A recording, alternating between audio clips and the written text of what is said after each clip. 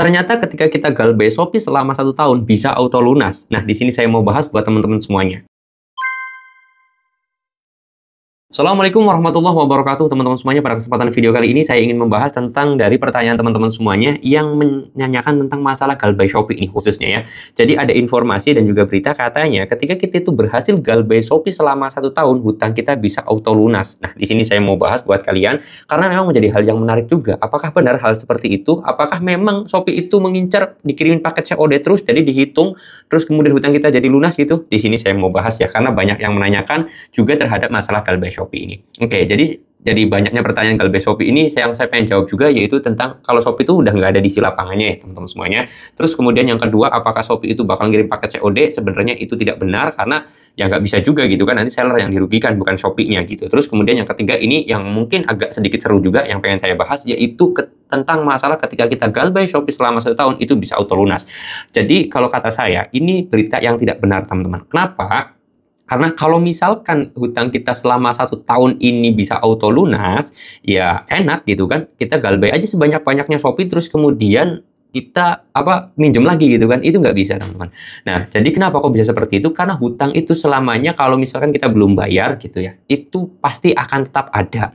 Kecuali kita meninggal dunia, itu bisa berpotensi dibayarkan oleh pihak asuransi seperti itu. Baru hutang kita lunas seperti itu. Jadi kalau misalkan setahun, 2 tahun, 3 tahun itu akan tetap ada. Jujur ada juga teman-teman saya itu banyak yang galbay setahun, 3 tahun, bahkan ada yang sampai 4 tahun pun itu dibuka lagi aplikasinya, dia tagihannya itu masih ada ya teman-teman semuanya. Di Shopee ada juga yang galbaynya udah 2 tahun setengah ya, itu masih ada sampai detik ini tagihannya itu masih ada ya. Bukan kemarin sih, 3 minggu yang lalu lah, itu dia buka 2 tahun setengah dia galbay di Shopee ya, tetap tagihannya masih ada tuh, rincian penagihannya segini dan utangnya segini, rincian hutangnya kapan dan yang lain sebagainya itu masih ada dan hutangnya tetap ada teman-teman ya. Jadi belum bisa juga. Terus Bang, tapi kan nanti bisa aja pinjol ini mengklaim asuransi dari nasabah tersebut. Jadi utangnya udah dibayarin oleh pihak asuransi. Nah, masalah klaim pinjol tersebut itu mengasuransikan dan yang lain sebagainya, kita sebenarnya tidak tahu ya. Jadi buat yang gembar-gembor asuransi dan yang lain sebagainya, saya tanya dulu, kamu galbay di pinjol, oke? Kamu tahu nggak asuransi jiwa kredit kamu tuh di asuransi mana? Itu banyak yang nggak tahu karena memang pinjol itu sendiri tidak memberitahu asuransi tersebut. Dan kalian harus tahu ya, mengklaim asuransi itu tidak semudah yang kalian pikirkan. Mengklaim asuransi itu tidak segampang yang ada dalam ucapan doang. Karena memang ribet banget teman-teman ya.